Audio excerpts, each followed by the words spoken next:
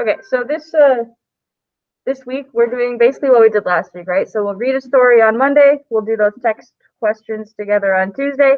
On Wednesday, we're going to read another story, and on Thursday, we'll do the text questions for that story. And then on Friday, it's just kind of a catch up to make sure you finish all of those text questions. So we're going to go ahead and hopefully it's posted. Look at our first story. What am I doing? Presenting. Let's present my screen. Is it posted yet? It is supposed to be up. Is it not up yet? No. Oh, okay. Let me get it posted.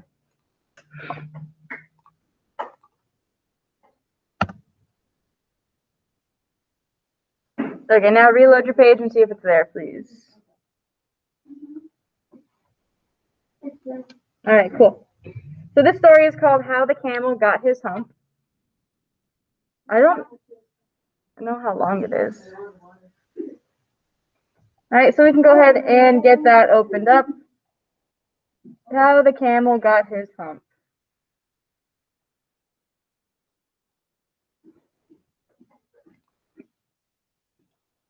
Morning, Gabriel.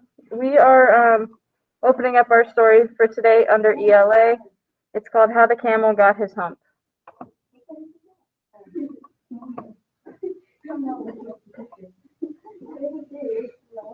Good morning. Morning, guys.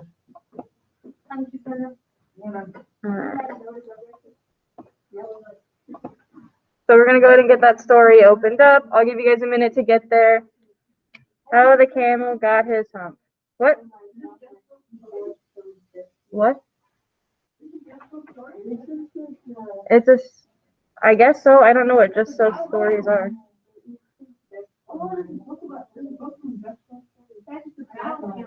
That's cool. Okay, so I'll give you guys a minute to get this pulled up. We'll kind of review the background information, the author, and we'll read the story, and then do the first read.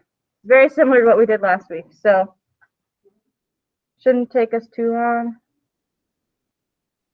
Looks like most of you guys are getting it opened up, which is awesome. Give you guys another minute or so.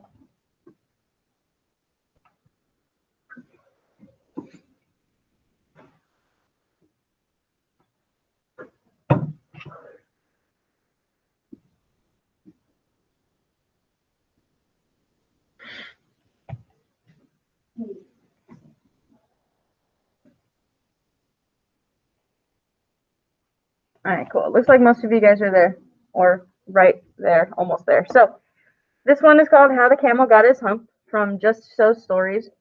Elijah, you got very excited about Just So Stories, but I don't know what that is. What is that? It's just like a book in the library?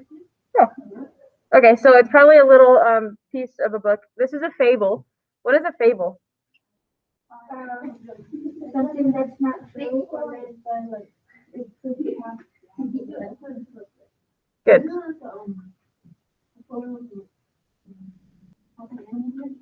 It doesn't have to have talking animals, but you guys are all on the right track. It's a. So nice to see kids in your room today. It was nice to not have kids at the same time, though. So, a little bit of both. Any new ones back? No. Okay.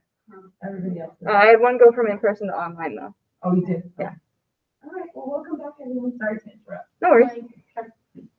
So a fable is essentially, it's like a myth, but similar, right? So basically, it's a made-up story that usually has a moral or a lesson in the story, okay? So we're going to go ahead and play the background information. For those of you online, I'm going to turn this up all the way, so if it's really loud, turn your volume down on your computers. I'm going to play this, and we'll listen to the background information and the author. So here we go. 3, 2, 1. How the Camel Got His Hump from Just So Stories. Rudyard Kipling. Fable. Background. The Just So Stories by Rudyard Kipling is a classic collection of poems and fables. It was published in 1902. Most of the stories offer fictional explanations of how different animals received their well-known physical characteristics, such as how the leopard got its spots, or how the elephant got its trunk. About the author. Rudyard Kipling, born 1865, died 1936, was born in Bombay, India, to English parents. Although he moved to England when he was 5, Kipling remained attached to the land of his birth. In 1882, he returned to India and began writing the stories that would make him famous. His many popular books of stories and poems include The Jungle Book and Kim. In 1907, Kipling became the first English writer to win the Nobel Prize in Literature. Alrighty. So, he writes fables and stories mainly about what? What does he like to write about? Animals, right? Good. How animals got their really well-known physical characteristics. That's what it says in our background information here. So he has little stories about how leopards got their spots and elephants got their trunks. Do you think that these are true to how they actually got these things? No. Probably not. They're probably just fun ways of talking about how they got their different things. So this story will be about how the camel got his hump. Probably not a true story about how the camel got their hump, though, because as we know, these are fables. So we're going to go ahead and read through it, and then we'll do the first read chart. So I'm going to hide this. It's about a 7-minute story. I might stop once in the middle just to check that we are understanding, but here we go. How the Camel Got His Hump, from Just So Stories. Rudyard Kipling. Now this is the next tale, and it tells how the camel got his big hump. In the beginning of years, when the world was so new and all, and the animals were just beginning to work for man, there was a camel, and he lived in the middle of a howling desert because he did not want to work, and besides, he was a howler himself. So he ate sticks and thorns and tamarisks and milkweed and prickles, most excruciating idle. And when anybody spoke to him, he said, "Humph," just humph, and no more. Presently, the horse came to him on Monday morning, with a saddle on his back and a bit in his mouth, and said, "Camel, oh camel, come out and trot like the rest of us." "Humph," said the camel, and the horse went away and told the man. Presently, the dog came to him, with a stick in his mouth, and said, "Camel, oh camel, come and fetch and carry like the rest of us." "Humph," said the camel, and the dog went away and told the man. Presently, the ox came to him, with a yoke on his neck, and said, "Camel, oh camel, come and plow like the rest of us." "Humph," said the camel, and the ox went away and told the man.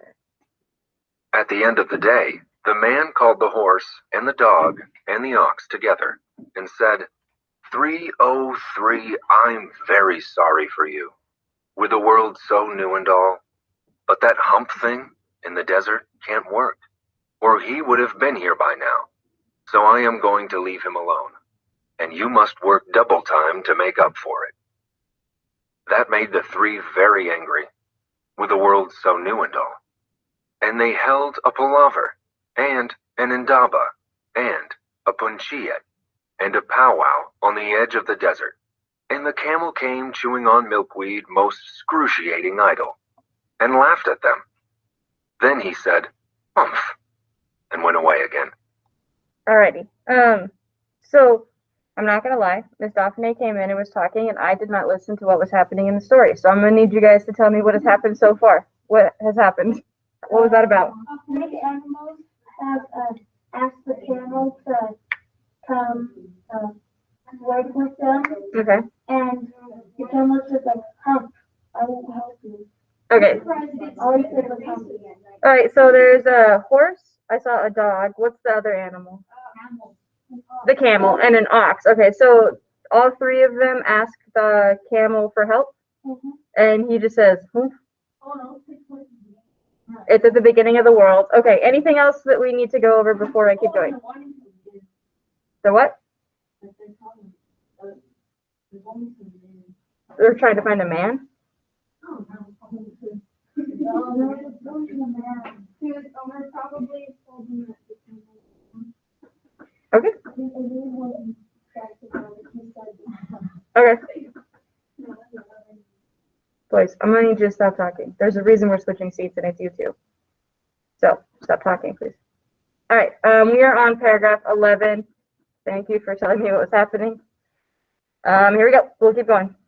Presently, there came along the Jinn, in charge of all deserts, rolling in a cloud of dust. Jinns always travel that way because it is magic. And he stopped to palaver and powwow with the three. Jinn of all deserts, said the horse, is it right for anyone to be idle, with a world so new and all?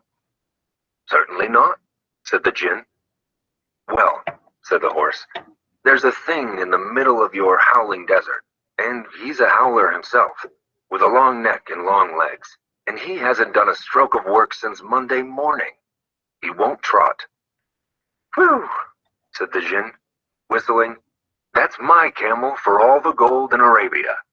What does he say about it? He says, humph, said the dog, and he won't fetch and carry. Does he say anything else? Only humph, and he won't plow, said the ox. Very good, said the Jinn. I'll humph him, if you will kindly wait a minute. The Jinn rolled himself up in his dust cloak, and took a bearing across the desert, and found the camel most excruciatingly idle, looking at his own reflection in a pool of water. My long and bubbling friend, said the Jinn, what's this I hear of your doing no work, with the world so new and all? Why do they keep seeing the world so new and all? What does that even mean? Say it louder. I still don't know what you said. Because it's new and all means like other things are happening too, like yeah. I get you guys are on the right track, but when did you say that this took place? The beginning of the world. The world is new and all, so the world is new. There's not a lot going on. And all that's happening. Yeah. So was this way before we were born yet? Yes. It's not a real, it's a true story, but they're saying it took place at the beginning of when the world was created. Yeah. So saying that it's new and all is like, okay, this is the very beginning of time. Things are happening. There's a lot to do. And is the camel helping at all? No. He just goes, and walks away. So we are on paragraph 22. Humph, said the camel. The Jinn sat down, with his chin in his hand, and began to think a great magic, while the camel looked at his own reflection in the pool of water. You've given the three extra work ever since Monday morning, all on account of your excruciating idleness, said the Jinn, and he went on thinking magics, with his chin in his hand. Humph, said the camel. I shouldn't say that again if I were you, said the Jinn. You might say it once too often. Bubbles, I want you to work. And the camel said, humph, again. But no sooner had he said it than he saw his back, that he was so proud of, puffing up into a great big lolloping humph. Do you see that? Said the Jinn. That's your very own humph that you've brought upon your very own self by not working. Today is Thursday, and you've done no work since Monday, when the work began. Now, you are going to work. How can I, said the camel, with this humph on my back? That's made a purpose, said the Jinn, all because you missed those 3 days. You will be able to work now for 3 days without eating, because you can live on your humph. And don't you ever say I never did anything for you.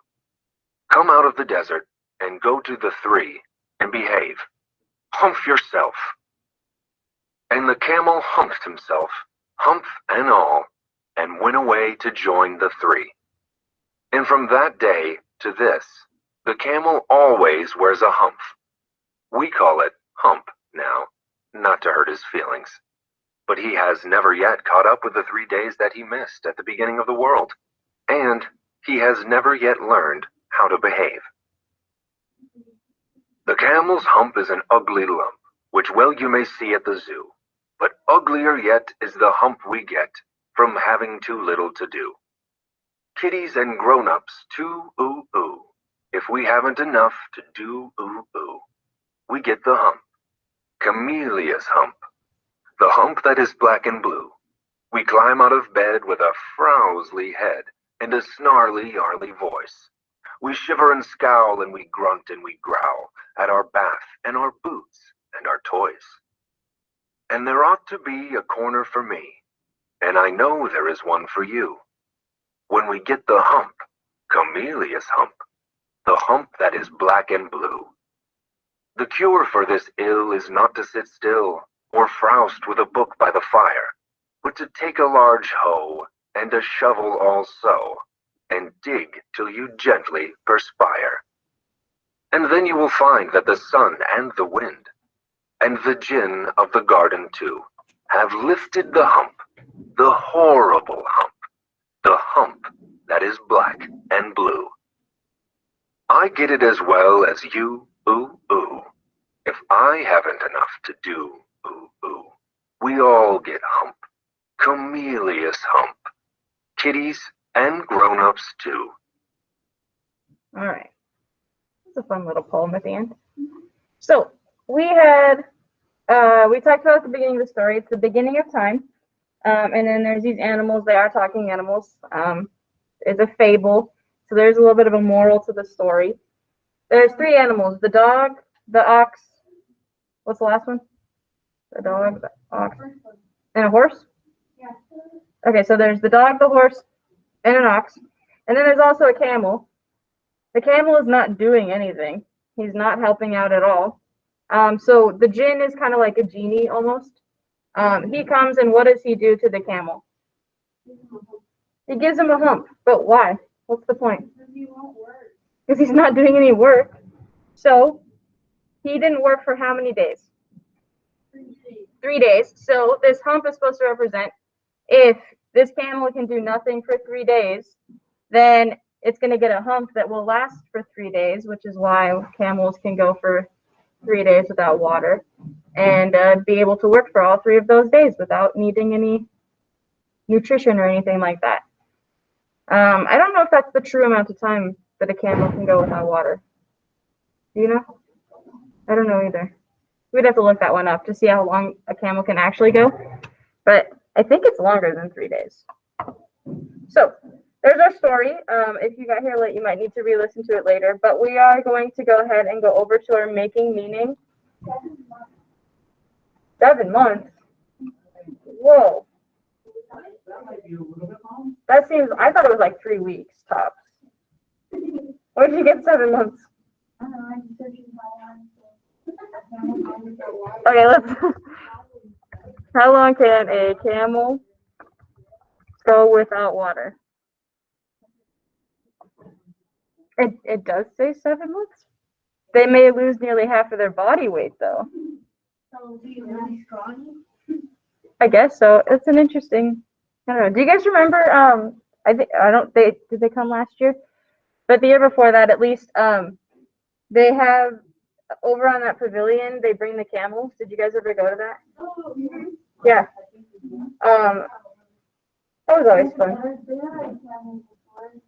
You've been on a camel before? Yeah. That's fun.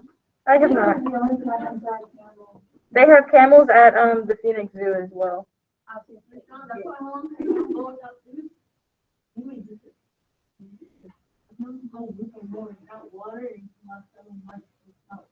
Is that why camels are mostly in desert? Has anyone got spit on by a camel? Yeah. No, but I'm talking about you. Interesting. Okay. So let's go ahead and work on some of the stuff. So we are only going to do our first read chart here. So go ahead and open that up. Basically, like what we have been doing, we're going to fill this out like kind of together. For the most part, just review the story, and then tomorrow, if Mr. Turner's okay with it, split up into groups and work on the groups again. Okay, cool. So let's go ahead and do our chart. This title is called How the Camel Got His Hump. Okay. So go ahead and get that typed out for the title.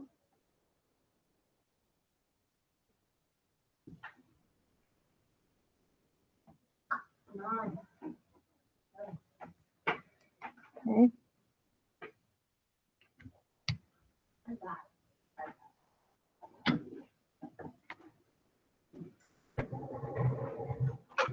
All right.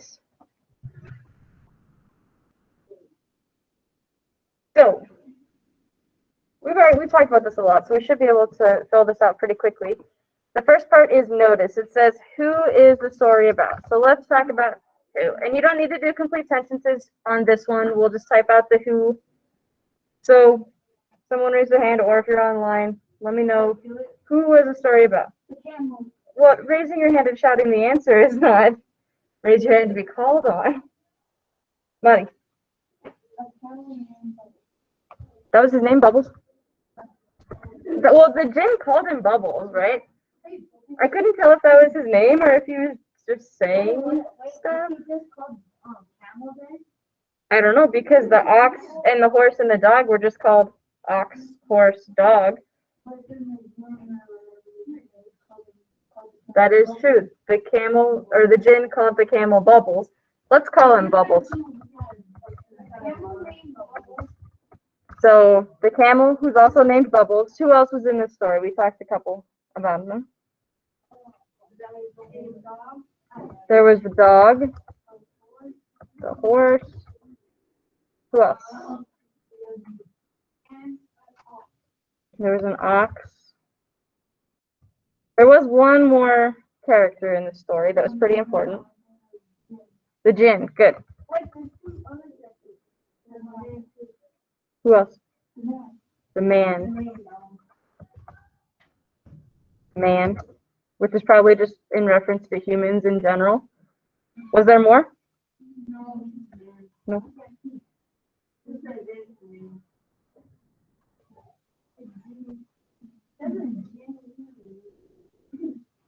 Did you spell it right?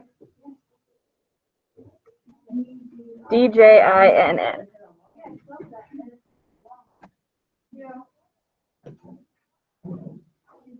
The man.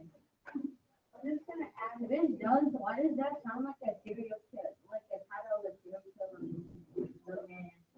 I'm sure it does have a cover. It probably is. It's also a Taylor Swift song, I believe.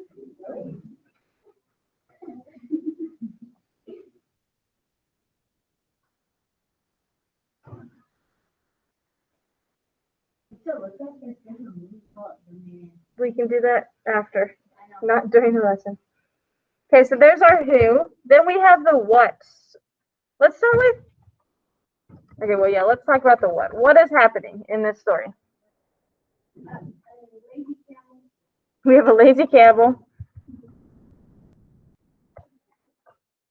And why is he lazy? What is he not doing? Won't help, or won't work at the beginning of the world? How did he not make up for the 3 days?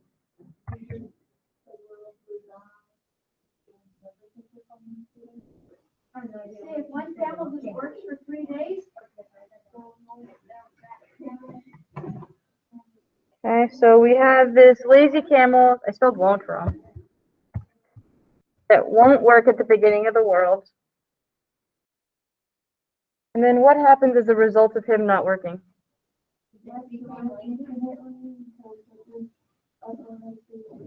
Yeah.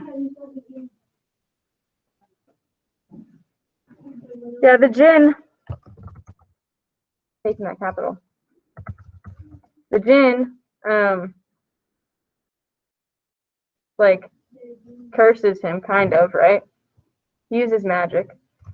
Okay, can't spell today.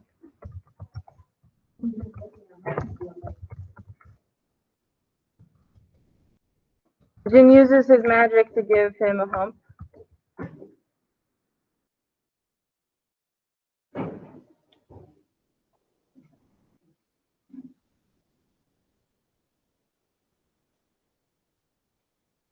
How come it doesn't, this, how come on here it doesn't say for the have no idea how to pronounce that one word, but like, what was that one with the G-J-I-N? Gin. Yeah, that word. But gin, I have a gin. What about the gin? Gin. Is it just mine that gets the underline?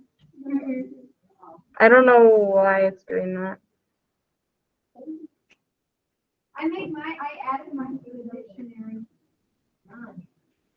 Okay, so we know what happens, right? We have this lazy camel that doesn't do anything, so the jinn curses him. Okay, then it asks us where and when. Does it tell us where? No, that's good, yeah. Hey, howling Sahara. We're in the desert. Does it say specifically the Sahara? A howling desert. That's what it says. Okay, we'll just go with the desert because we're in the desert. What about when? We talked about the when a lot. The beginning of the world. Okay, give you a second to type those out. I'm trying to spell desert. I spelled the food. The difference between desert and dessert. This is how I think about it when I'm not smelling. When I'm spelling it. There are two S's in the word dessert because you always want two desserts, but there's only one S in desert because you only want to go to one desert ever. Does that help anybody? You always want two desserts, so you put two S's in it. Did you bring your computer, Skylar? Oh, well then go ahead and pull it out. Because my printer is broken, so you gotta do it online. There's no way for me to print anything for you.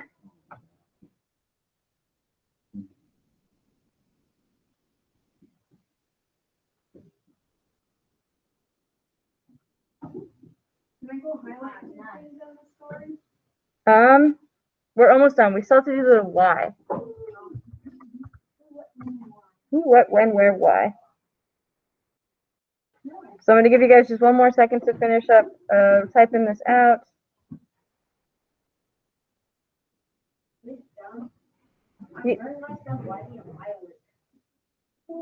I'm sorry. Alrighty. So the why that it is asking us here is, at least what I assume that it's asking is, why would the jinn give the camel the hump? Well, yes, because is a very great explanation. Let's go a little bit further on that.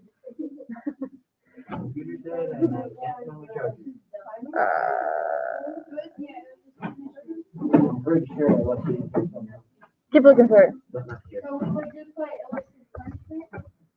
Yeah, the jinn gave the camel his hump because it was a punishment.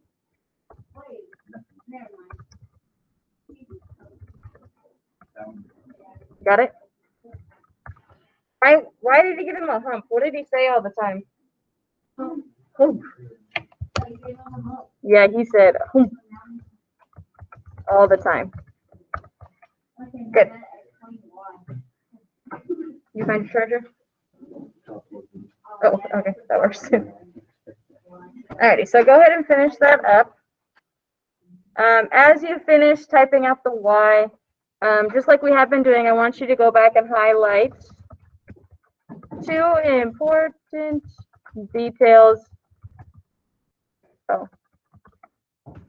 in the story. So two things that you thought were important. I'm going to give you a couple minutes, then I'm going to ask you guys what you highlighted. We'll go highlight some stuff together. But go ahead and go back and find two important details.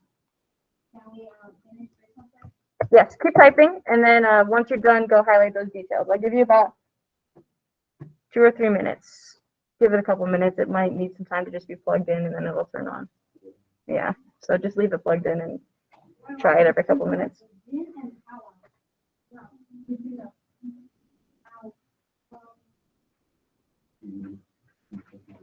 Good morning. Do you have a computer? Yeah. Cool.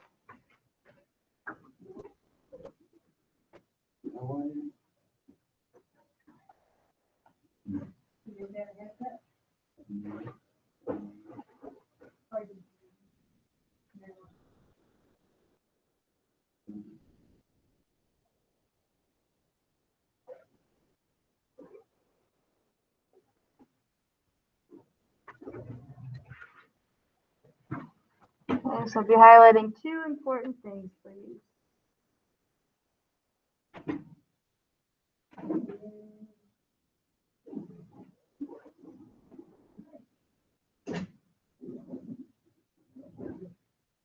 I just got to.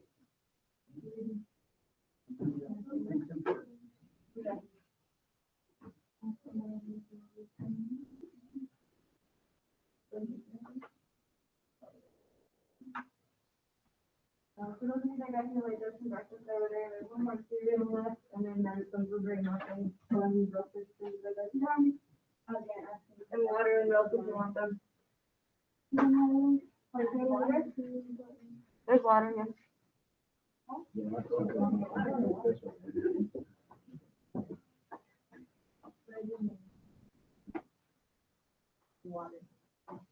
Okay. Make sure you're highlighting those two things, please. Be about 1 more minute.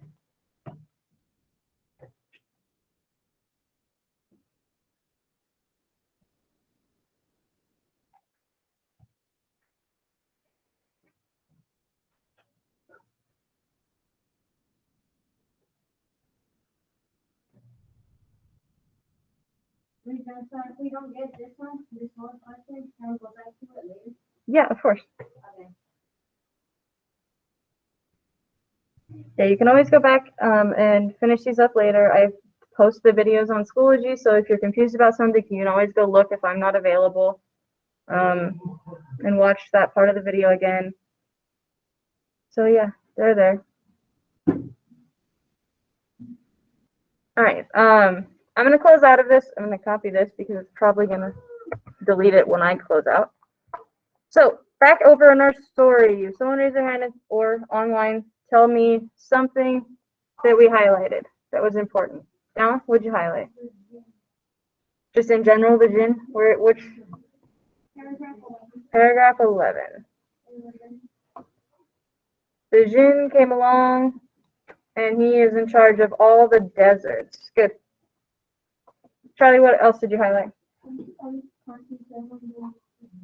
27. No sooner he had he said it than he saw it that he was so proud of something up and something up into a great solitude.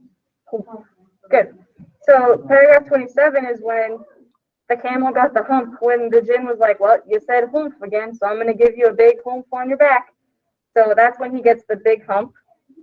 Anything else that we should highlight that's important? Anybody find anything else? Oh, I should go for it.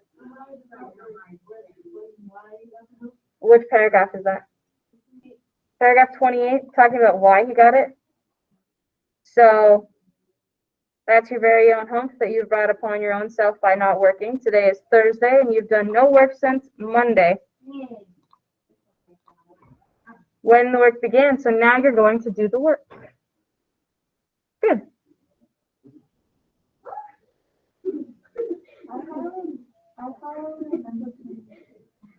You also highlighted number 26. You shouldn't say that again. It is like a warning, right? You shouldn't say it again. And then he says it again and gets the hump on his back. Is it just because he can't speak? I don't know. No, he could speak. Yeah, he can speak because if you look at paragraph 29, it says, "How can I?" said the camel with his hump on my back. So he can speak. He just was rude and was like, "Huh," and walked away every time they were like, "Hey, you gonna do some work?" I think probably we've all been in that same position before. Oh, look, I don't want to do Maybe on a Monday morning, you really don't care about anything. Don't want to do. Monday morning. It is a Monday morning. It is a Monday morning, and how many of you guys wanted to get out of bed and come to school? Not me. Well, yeah, you had much more motivation than I did because my alarm went off and I was like, oh my gosh, gotta go to work. So everybody has those moments for sure where you're just like, oh. All right. Anything else that we should highlight that was important to the story, you think? Any last minute highlights? Yoshi. Any last minute highlights? Alrighty. Let's go ahead and go back to our first read activity. Mine disappeared. I'm going to put it back in.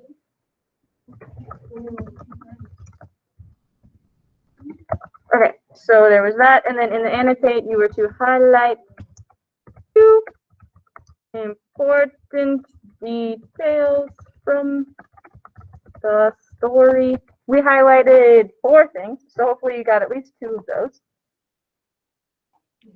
Now, on the next part, the connection. This is where we're going to connect ideas from other stories, your own life, movies, news articles, whatever you can think of that connects to what we just read. So how can we connect anything in our lives to this story? Sally the camel had 1, 2 lumps, and then Sally the camel had 3 lumps, and then you just keep counting on. What's that from? Okay, so a story from a family member.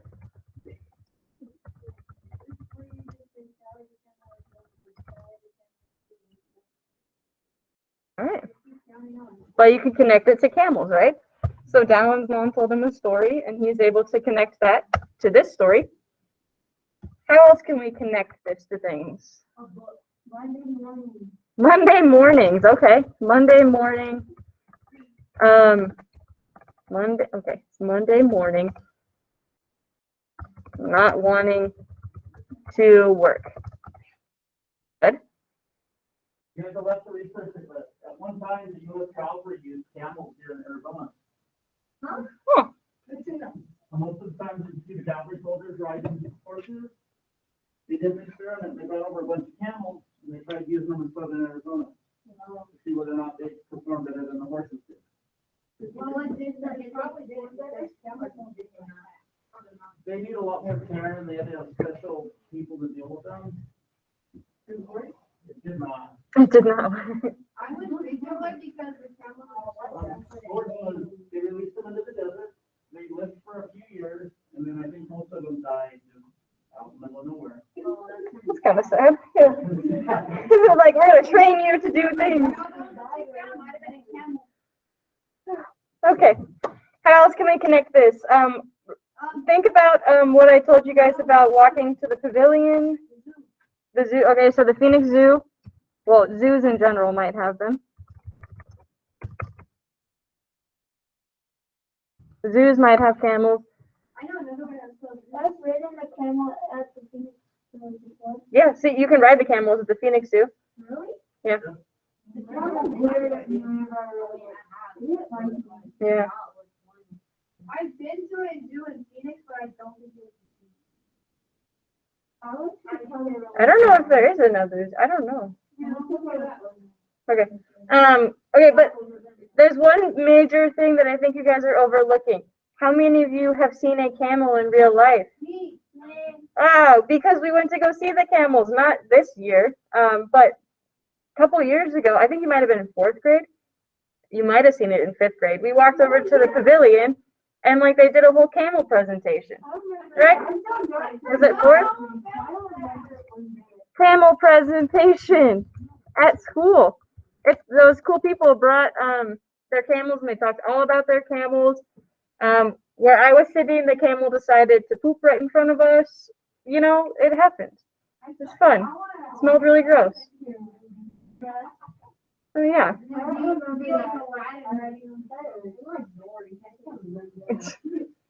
And then if you guys have anything else that you can connect this to, go ahead and put your own connections if you can connect to anything else, whether it's a movie, a book. We put the last one too.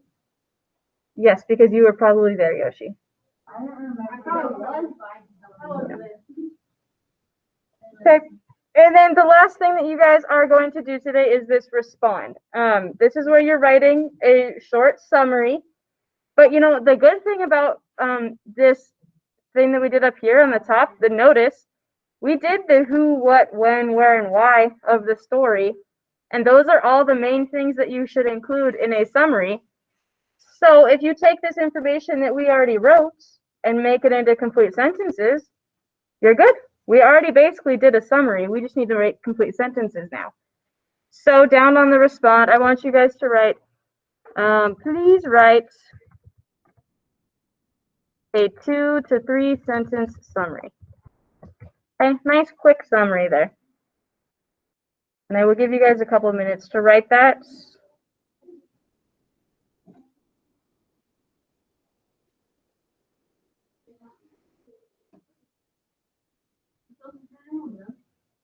Yeah, you can get it turned in when you're done. Because you guys can still see the story, correct? Yeah. Oh wait, did you already do your grade then? Yeah, I was gonna talk about that in a minute. I'm gonna let people write their summary first, and then I will talk about grades. No, we did not have language last week. Guys, because it was a fable, there was a moral involved. Did you guys get the moral? Yeah, you should do your work. Don't be lazy or you're gonna get a hump. Don't be lazy. On those days when you wake up feeling kind of hungry, get up and do something. Start moving around. You'll start feeling better. It'll change your attitude. I know I'm playing the word. Wait, so you did do our grade? Yes. Wait,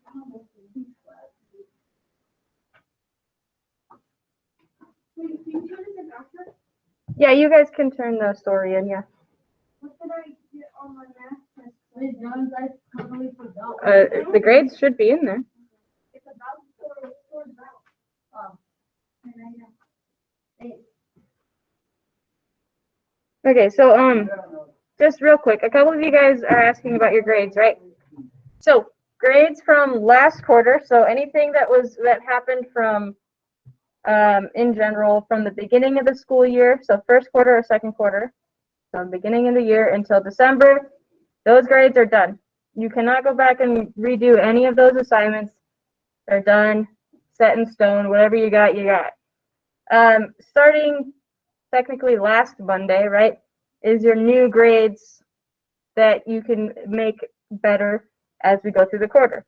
But if you have a missing assignment, you have 1 week to make it up. I'm not going to give you any exceptions. I gave you guys some exceptions last quarter in the first quarter and let you guys do some stuff pretty late. But this quarter I'm not going to, because because I'm not going there, but when you go to junior high, if you miss your due date for an assignment and you don't get it in by the time they say like your late assignment is due by the next Monday, I don't even know, whatever their schedule is, if it's not turned in, it stays a 0. They have no exceptions. So we're going to start that so you guys get used to it. If you do not turn in an assignment, you have 1 week to make it up, and if you don't make it up, it stays a 0. Does that make sense? Yeah. Okay. And I will on Fridays send you guys on Schoology a message that says, this is what you're missing, this is what's due, and if it's not done by that Sunday, it's a 0. Okay? All right. So keep that in mind. The better you stay on top of your assignments, the better your grades are going to be. Especially because when we're on these live lessons, we basically do all of the assignments together, or I give you the time to do them. So if you are actively working on stuff during these live lessons and doing what I ask of you during these lessons, you'll be on top of your work and you probably won't fall behind and get those 0s. Capiche? Okay. Hopefully those of you online are behind the screen listening to that as well, because that's pretty important information there. I'm going to go ahead and stop the recording here because we don't need to record this anymore.